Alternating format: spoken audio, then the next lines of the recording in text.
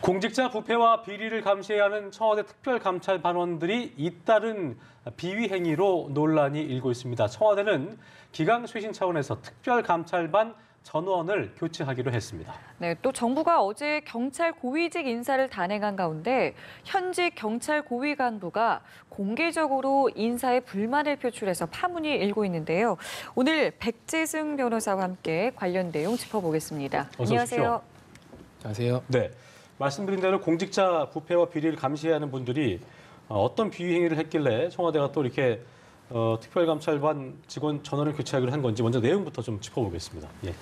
예, 검찰 수사관 출신으로 반부패 비서관실 특감반에 파견돼서 일하던 한 행정요원이 지난달 경찰청 특수수사과를 방문해서 자신을 청와대 소속이라고 밝히면서 건설업자 최모 씨 등이 국토교통부 공무원에게 뇌물을 준 사건에 대해서 물었습니다. 이게 아마도 이제 검찰 승진 인사가 다가오니까 자신의 실적을 강조하기 위해서 개인적으로 물은 거군요. 수사 진척 상황을 확인하려고 경찰에 갔던 걸로 지금 추측이 되고 있습니다. 네. 근데 문제는 지금 그 밖에 비위 의혹들도 나오고 있는 상황 아니겠습니까?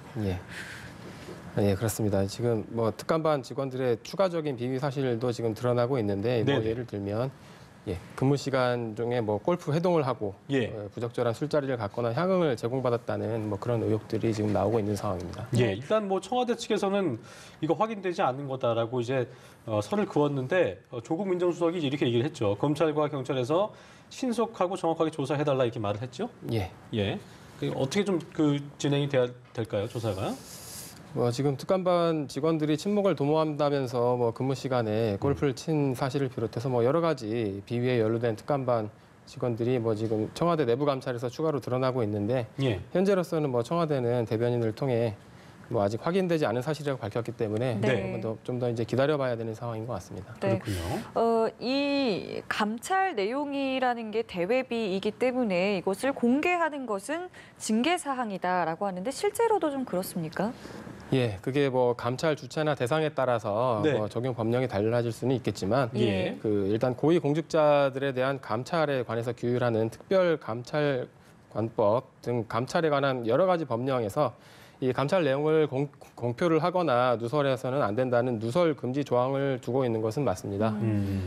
또 이런 것들은 이제 감찰 수사 방해를 미연에 사전에 좀 방지를 하고 피의 사실이 누설됨으로써 감찰 대상자가 어떤 불측의 손해를 받는 것을 방지하기 위한 규정입니다. 그래요.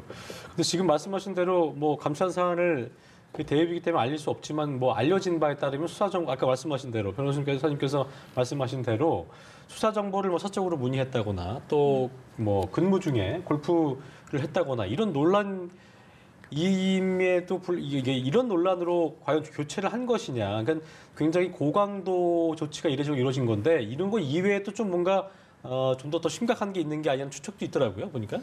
그런 추측들이 지금 많이 나오고 있는데 지금 청와대에서 그 점에 대해서는 명백하게 지금 입장을 밝히지 않고 있어서 일단은 지금으로서는 청와대 해명을 좀 더 기다려봐야 근데 백 변호사님 보실 때는 이 정도의 만약 이게 다라면 이게 감찰반원들을 교체하기로 한 이유로 좀 적절하다고 보시는 거예요?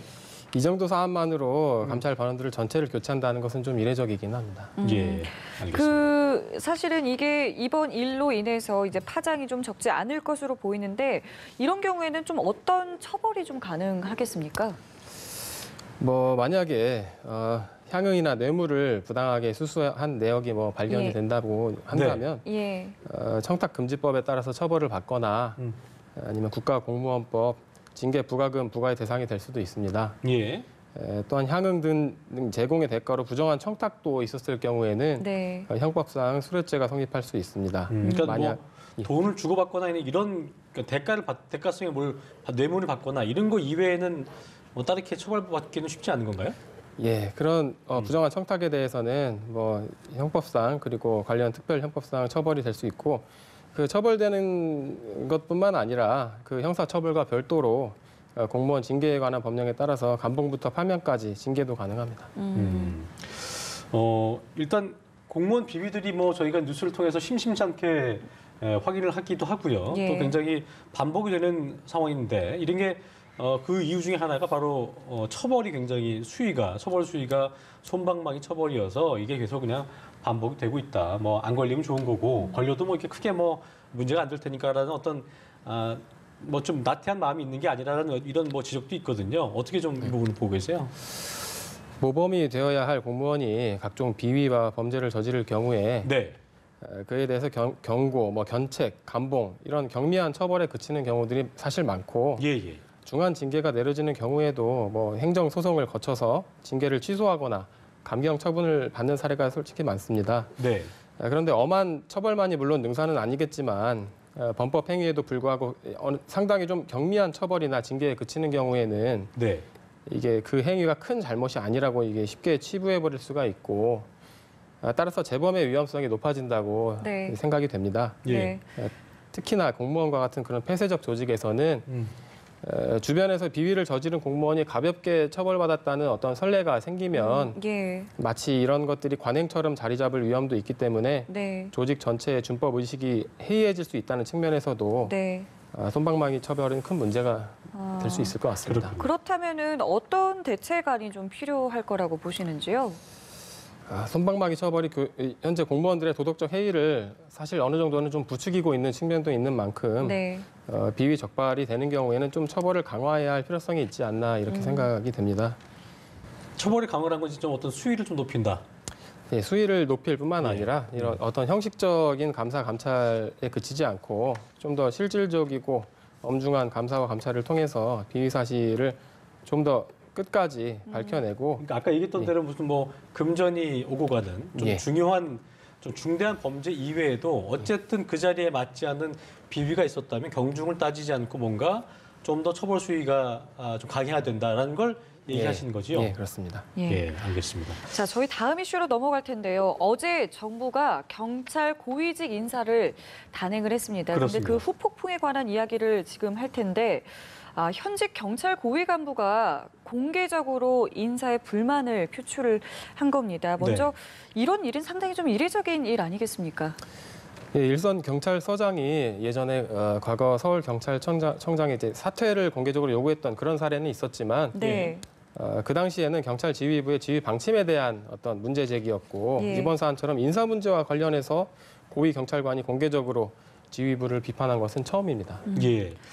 이 보니까 해당 경무관이 2015년 11월에 백남기 농민이 숨진 민중 총궐기 시위 당시에 서울경찰청 기동본부장을 맡았다는 이유로 3년째 승진을 하지 못했다고 주장을 했는데요. 일단 송 경무관의 발언 내용 저희 준비했거든요. 함께 들어보시고 대담 이어가겠습니다. 함께 보시죠.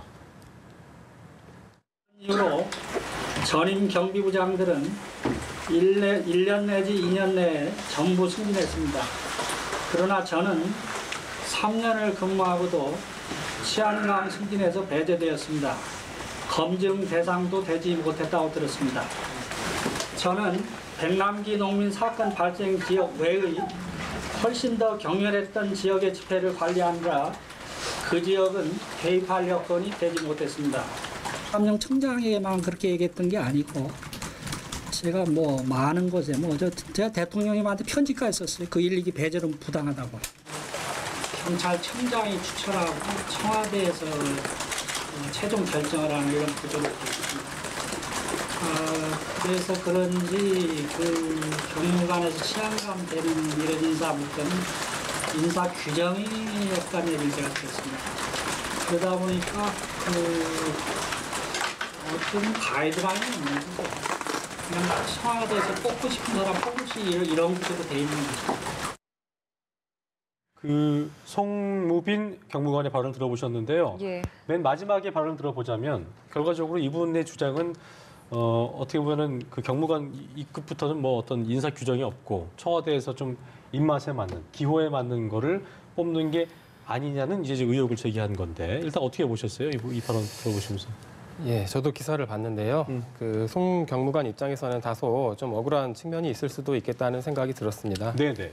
그러나 그 경찰 고위직 인사가 그렇게 정치적인 논리만으로 단순하게 이루어지는 것은 아닌 걸로 알고 있고 또 송 경무관 주장을 뒷받침하는 어떤 명백한 증거는 현재 없는 상황이기 때문에 예. 뭐 쉽사리 판단할 수는 없는 문제인 것 같습니다. 예. 뭐 일각에서는 이제 이번은 계기로 투명한 좀 인사 기준이 마련되는 게 어떻겠느냐라는 이야기도 있고요. 다른 한쪽에서는 어쨌든 이렇게 고위 간부의 돌출 행동은 좀 부적절했다. 이런 의견도 맞서고 그렇습니다. 있는 상황입니다. 좀 어떻게 보셨습니까?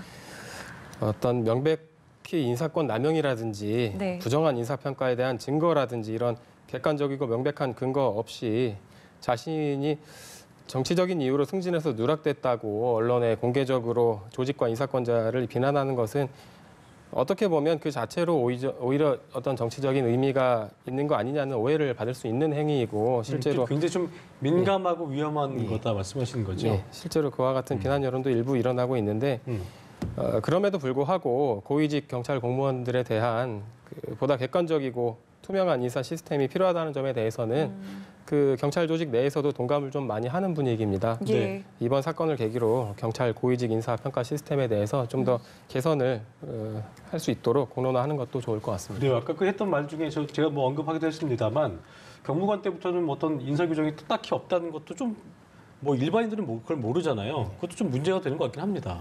예, 지금 경찰 내부적으로 원하는 것은 이런 이제 경찰 고위직까지 올라가서 승진 규정을 봤을 때 네. 자신의 승진 가능성을 사전에 좀 예측할 수 있고 이런 점들을 좀 원하고 있는 것 같습니다. 그렇군요. 그런 것들이 어떤 조직 내의 어떤 동기부여라던가 여러 가지 뭐 또 좋은 작용을 할 수 그렇죠. 있기 때문에 예. 이번 계기로 뭐 투명한 인사 기준 마련되는 부분 역시 좀 고민해봐도 좋을 것 같고요. 그렇습니다. 다음 이슈로 좀 넘어가 보겠습니다. 네.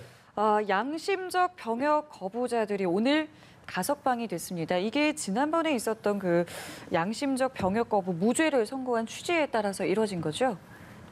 예, 그렇습니다. 우리 대법원은 올해 11월 1일 종교적 양심을 이유로 입영을 거부한 여호와의 증인 신도에 대해서 네. 병역법 위반 행위에 대해 전원합의체 판결로 무죄를 선고한 바 있습니다. 네. 이번 가석방 결정은 그 전합 판결 이전에 병역법 위반 혐의로 유죄 판결을 선고받고 복역 중이었던 그 양심적 병역 거부자들을 구제해주는 취지로 이루어진 것입니다.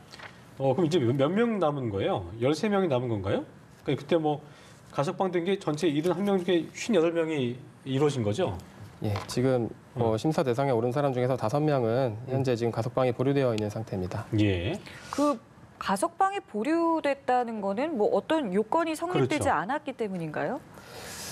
우리 형법 72조를 보면 예. 징역 또는 금고의 집행 중에 있는 자가 그 행상이 양호하여 개전의 정이 현저한 때에는 무기에 있어서는 20년, 유기에 있어서는 형기의 3분의 1을 경과한 후에 예. 행정처분으로 가석방을 할 수 있다고 규정하고 있습니다. 예. 이런 요건들이 충족이 되면 가석방을 할 수 있는 것인데 누구나 그 기간을 채웠다고 해서 가석방을 해주는 것은 아니고 네. 가석방 여부의 결정 과정에 대해서는 뭐 수용자의 나이와 뭐 범죄 동기, 죄명, 뭐 생활 환경, 재범의 위험성 다양한 사정이 종합적으로 고려되는 것이기 때문에 예. 네. 현재 보류되어 있는 그 5명은 어떤 다른 사정이 더 지금 밝혀지지 않은 사정이 있을 수 있을 것 같습니다. 그렇군요.